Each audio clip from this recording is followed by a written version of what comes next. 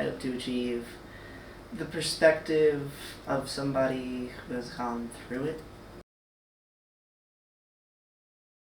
The hardest part about dealing with, I guess, the bullying was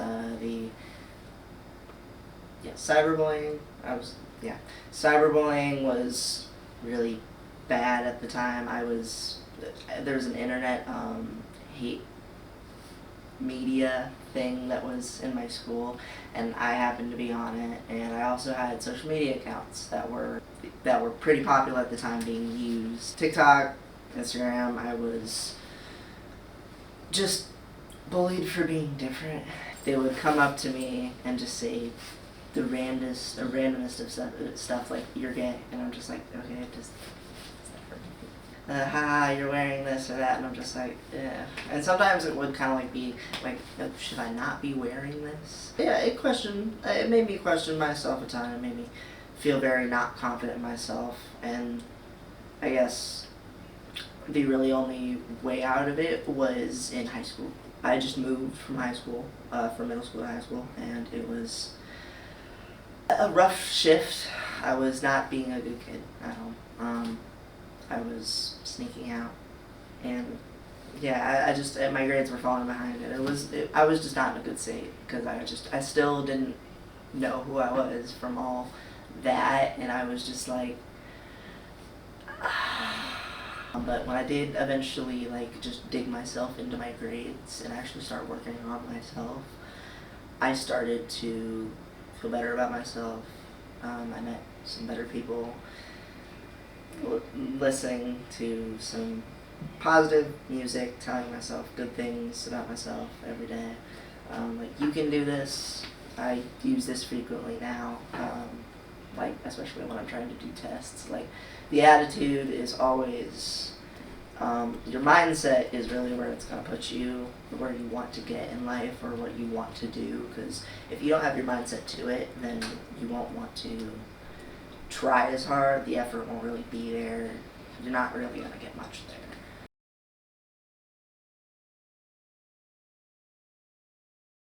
I finally feel like I took control of my own story by finding responsibility in work, getting my stuff in school done on time, every single time, never miss a deadline. I keep myself to principles keeping my bed tidy, keeping my room tidy, doing consistency with my dog, keeping my room a safe haven, just a place where I can chillax and not have to worry about doing a ton of stuff to it. From the trials and errors that I've gone through, I thought it's the best way. It's what I'm doing now is the best way that I've found so far, and until I find a better way, I'm just gonna keep rolling with it. What advice would I give to somebody who's being bullied? You can. There are some people where you can, but some people also can't. They're kind of stuck in the mindset of they deserve it. They completely deserve it, and they can't do anything about it. And sometimes the school system really doesn't help.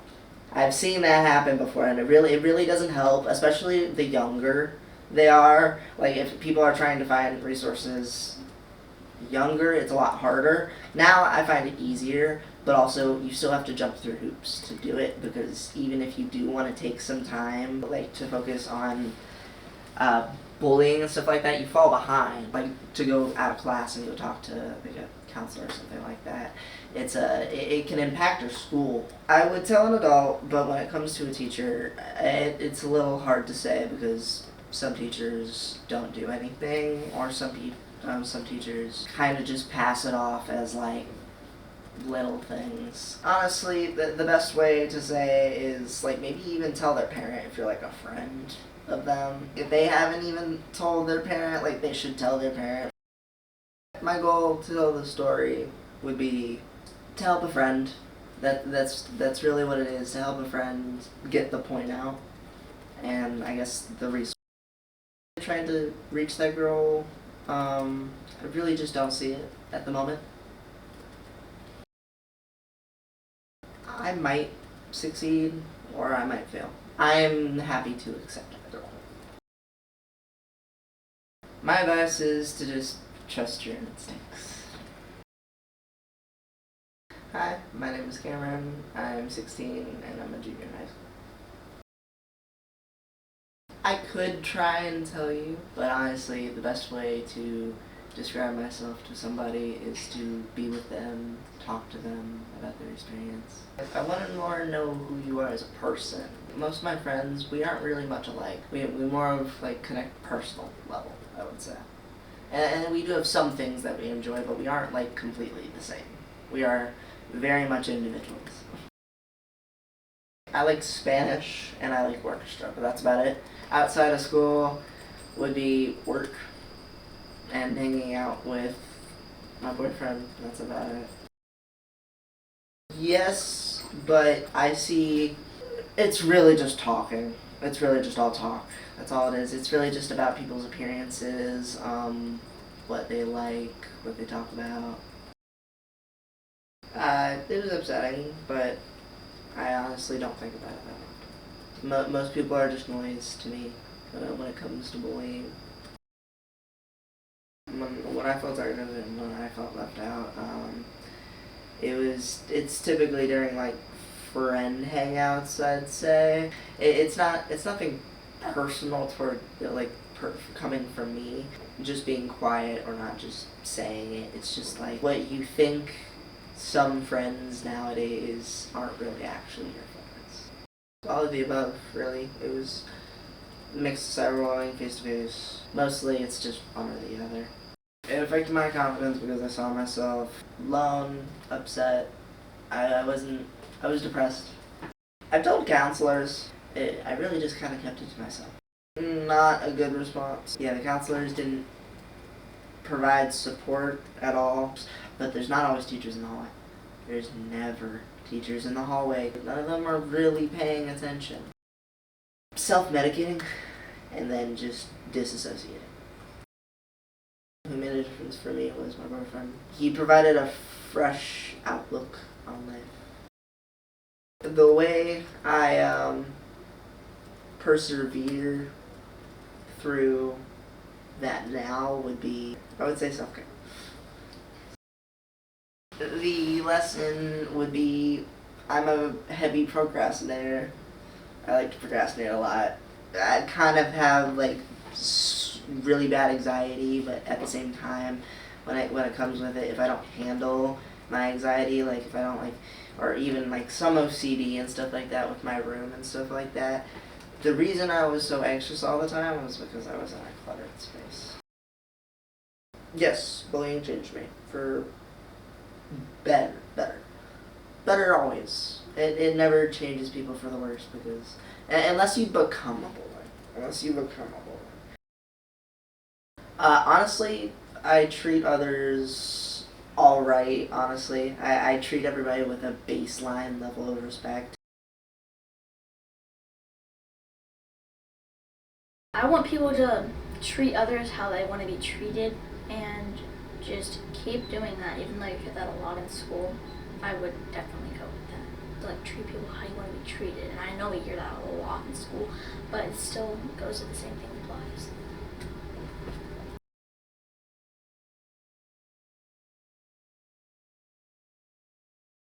The hardest part about dealing with bullying is teachers really just don't care.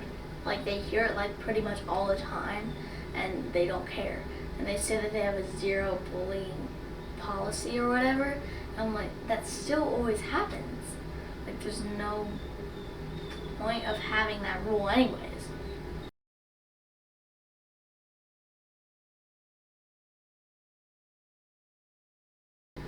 I finally feel like I can move on and take control of my story by just basically listening to what your parents say. By like then just saying, ignore it. Just ignore the bullying. Even though that is really hard sometimes, I mean, you still have to stand up for yourself. But try to ignore it as much as you possibly can. The advice that I would give people that are being bullied is probably just still listen to your parents. Like, in general, I would still listen to you, my dad. It always works, especially if you stand up for yourself. It always works too. but just like don't yell at them and don't like go tattletale. You want to be a tootler, not a tattler. I would 100% tell my parents and the kids' parents if they haven't told me. And I would most likely not tell the teachers because they just don't care. Don't care. My goal out of the whole bullying policy, or like just bullying in general, is people to stand up for themselves and also tell their parents and don't tell the teachers, because even though if you really want the bully that's bullying you to get in trouble, I still wouldn't do that because it'll just put you in a bad situation too.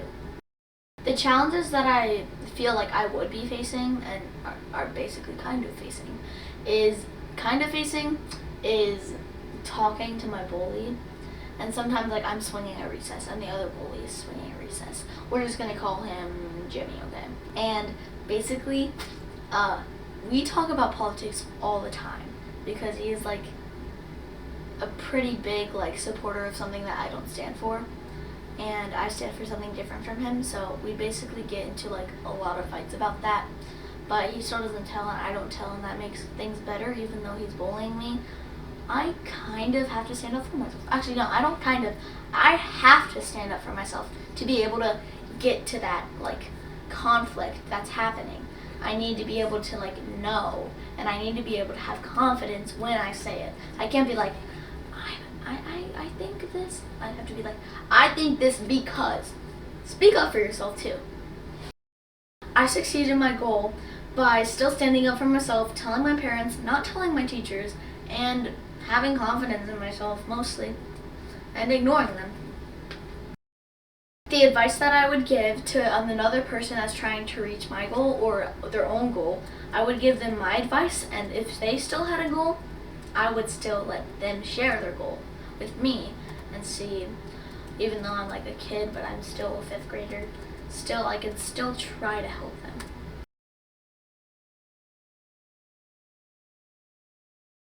Hi, I'm Audrey Kelly, and I am 10 years old, and I have been facing bullying for a couple of years, and I am in 5th grade. A little bit about myself is that I have divorced parents, and sometimes it's hard because I feel like I would rather share this information with one parent or the other parent, and sometimes it's really hard to face with that because I'm week on and week off, and it's really hard because like I don't know. Like, do I trust this person more or do I not? Do I want to wait to tell my other parent or do I want to tell my parent right now? I'm all about sports. I'm not about like arts, like dancing and stuff, but I do love listening to music too. I play basketball and volleyball for St. Joe and Sacred Heart. Sacred Heart volleyball and St. Joe basketball. Also, my favorite color is blue. Sports are definitely a passion of mine, and I feel like keep doing that and pursuing that for pretty much the rest of my life. After school, I like to play volleyball outside and like basketball because there is a basketball hoop outside, and I usually have volleyball with me because I like volleyball a lot. And yeah, I usually just play with the boys across the street. I have seen bullying before, and I have told my teacher about it, which wasn't the very best thing to do for the other person, but there really wasn't anything else to do about it. So there's some boys at my school that play basketball every single recess, and I've seen some physical fighting. And Jimmy again, he'll like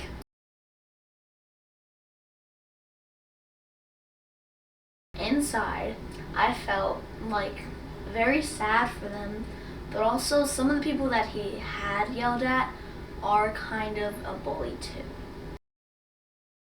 It happens at school a ton. I told all 3. My parent helped me by telling them to stand up for themselves and telling them about my goal. And for my friend, we kind of just chatted about it and felt sorry for them. And with the teacher, they didn't care. I would say the hardest part is having to tell all those people about it. But I would rather tell all those people about it than, I don't know, anyone else. It'd it made me feel scared and sad and alone because sometimes people weren't very, almost kind of not there for me if I wasn't at the other person's house. And I felt sad because I was being bullied. Nobody likes a bully. Someone who helped me feel safe or happy was definitely my parents and my friends.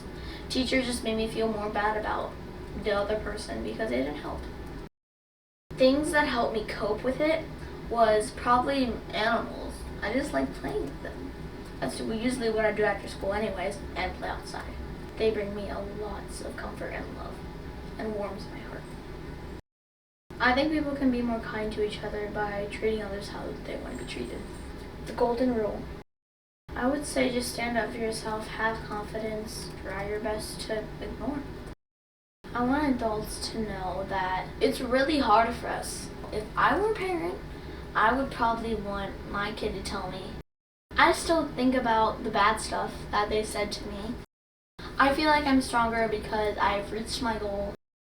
When I see someone being left out, I always tell like their friend and see, hey, I think blah blah blah wants to come play with you too. And they'll be like, oh, okay, that sounds fun. And then they'll go and invite them.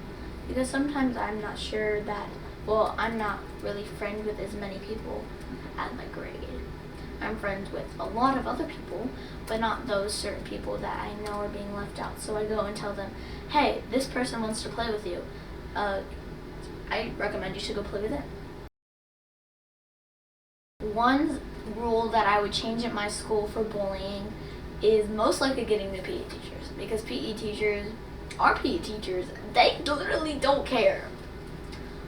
If I tell them, hey, somebody's being bullied, hey, I want to do something about this, hey, I wanted to inform you about this because, and they have this click challenge, and they have like this clicker thing, and they'll click it every time you talk or like raise your hand. And we found out that this little kindergartner just walked out because he didn't want to get a click to have to go use the bathroom, which is true. Being kind means to me including other people or helping them, include other people. Mm-hmm. Being there for anyone and everybody is always a kind thing to do.